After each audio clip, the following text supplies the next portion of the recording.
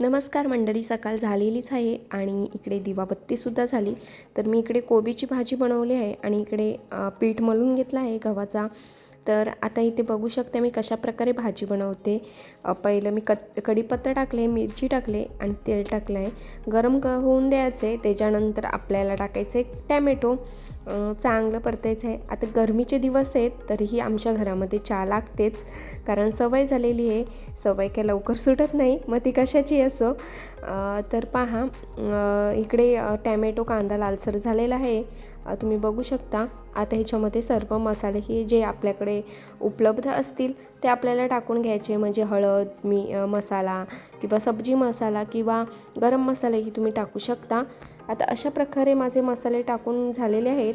आता मी कोबी आणि बटाटा कापले आहे ते मी टाकते त्याच्यामध्ये. आता याला चांगलं मिक्स करून घ्यायचं आहे. आता पप्पा चहा पित नाही, तर पप्पांना दूध लागतो. तर इकडे मी चपात्या लाटून घेते. काही लोक पोळ्या म्हणतात चपात्यांना, पण आमच्याकडे चपात्याच म्हणतात.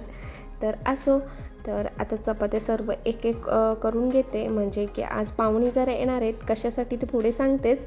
तर इकडे भात वगैरे घालून घेतले आहे.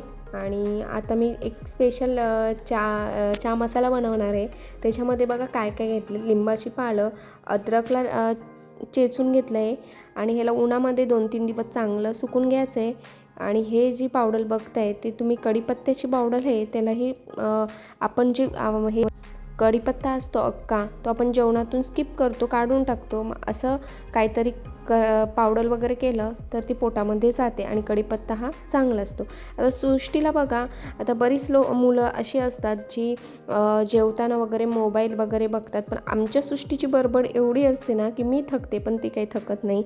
आता तिला अशी एक चांगली सवय लावलेली आहे, ती स्वतःहून म्हणजे माझी जी पुस्तकं आहेत ती स्वतःहून उचलते आणि तिला कोणतंही पुस्तक हवं असेल ते वाचायला घेते. आता कोंबड्याला म्हणाली, कोंबड्या वरड, तर तो कसा वरडतो पहा. तर इकडे तिने किशोर पुस्तक आणला होता, त्याच्यातली तिला निमी आणि मिनी खूप आवडते.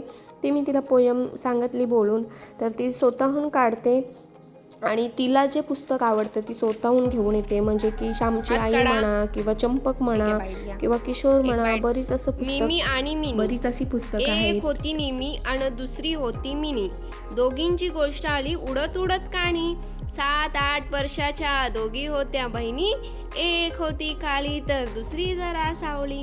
हिरव्या हिरव्या मालावरती भळ्या मोठ्या झाडाखाली निमी आणि मिनीचं घर होतं भारी. आई बाबा त्यांचे शेतात काम करायचे, त्यांच्यासोबत दोघींना काम होते खेळायचे.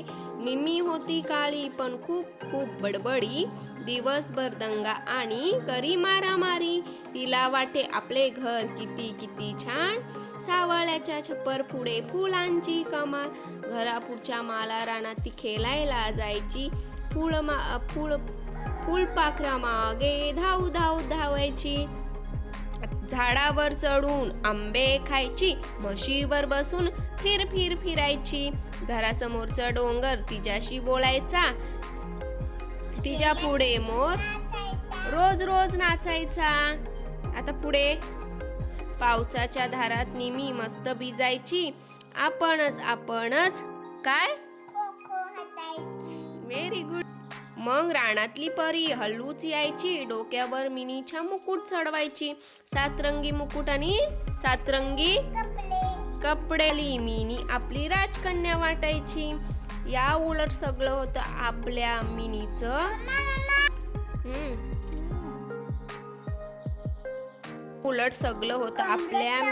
मिनी होती सावळी, म्हणजे निमीपेक्षा गोरीच. पण मिनी खेळायची नाही, उदगायची नाही. दिवसभर आपली गप्प बसून. कितीतरी दिवस झाले तिला सृष्टी वाटायचं आपण इतके सावळे मातीसारखे आहोत, कितीतरी काळे. तिच्या मनात मग दुःख होई. मिनीच्या वागण्याचा तिला रागच येई. अंगणातल्या पक्ष्यांना ती हाकलून द्यायची. हरणे सशाला उगाच ओरडायची. ओढ्याचं पाणी घाण वाटे. डोंगरावरती तिला फक्त दिसायचे काटे. आरशात एकटक बघत बसायची. मनातल्या मनात कुडत राहायची. मिनीकडे बघून रानपरीला खूप वाईट वाटायचं. रोज विचार करायची मिनीला कसं हसवायचं. मग एक दिवस रानपरी मिनीच्या समोर उभी राहिली. मिनीताई अशी गोड हाक मारली. झोपेतून मिनी डोळे चोळत उठली. काळ्या काळ्या रानपरीकडे बघतच बसली. परी म्हणाली, काय म्हणाली परी? अगं ये बाई, काय रुसतेस? छोट्यावर काय लुटते? मजेने जगायचं विसरतेस काय? माझ्याने जगायचं विचारतेस काय? माझ्याकडे बघ जरा, मी किती काळी. माझ्याकडे बघ जरा, मी किती काली. पण जग मला किती वाटतंय भारी. पण मला जग किती वाटतंय भाली. कोकिल काळा, माती काळी, ढग सुद्धा काळा, जो आपला देव आहे तो सुद्धा काळा. चल उठ मिनी. ती काळी आपला देव हो शहाणी. आता हो ठाणी. रंगावर माणसाच्या काहीच नसतं. रंगावर माणसाचा काही नसतं. हे अनंगी मन हे खरं असतं. हा, काळ्या काळ्या मैनेचा आहे त्याच्यावर डोला. काला काळा महिने नाही तसं नाही. बघ त्या झाडावर गेला फला. बघ त्या झाडावरचा पिकलेला फळ. काळा काळच्यावर डोला. काला काळा महिन्याचा आहे त्याच्यावर डोला. हे ना मस्त एकदम. तर आम्हाला या दोघीजणी पापड सुकत घालण्यासाठी मदत करत होत्या. तसं आमचं बनवून झालं आणि तसं जेवायला घेतलो. जेवून झालं. संध्याकाळी आम्ही दोघींसाठी नाश्त्याला आम्ही मुलींसाठी बनवली होती साबुदाणा खिमटी, म्हणजे खीर. खिमटीसुद्धा म्हणू शकता. तर आम्ही गावामध्ये फेरफटका मारायला गेलो होतो. खीर तर आम्ही फेरफटका मारण्यासाठी वरती गावामध्ये गेलो. आमचं जुना घर आहे आणि आता आपला रानमेवा आलेलाच आहे, म्हणजेच की करवंद. तर इकडे गावाचा नजारा तुम्ही बघू शकताय. तर आम्ही फेरफटका मारण्यासाठी गावात आलो. पण ज्या घरामध्ये आम्हाला जायचं होतं त्या कदमाईंना भेटायला, पण त्या घरीच नव्हत्या, ते खेडला गेल्या होत्या. तर आम्ही रिटर्न आलो. घरी कोणच नव्हतं, लॉक होतं घराला. म्हटलं तिथे थांबून काय करायचं. आणि गावात बरीच लोक नाही आहेत, कारण सगळीजणं मुंबईला राहतात, मोजकीच लोक आहेत. तर हा व्हिडिओ कसा वाटला, आवडला असेल तर नक्की लाईक शेअर सबस्क्राईब करायला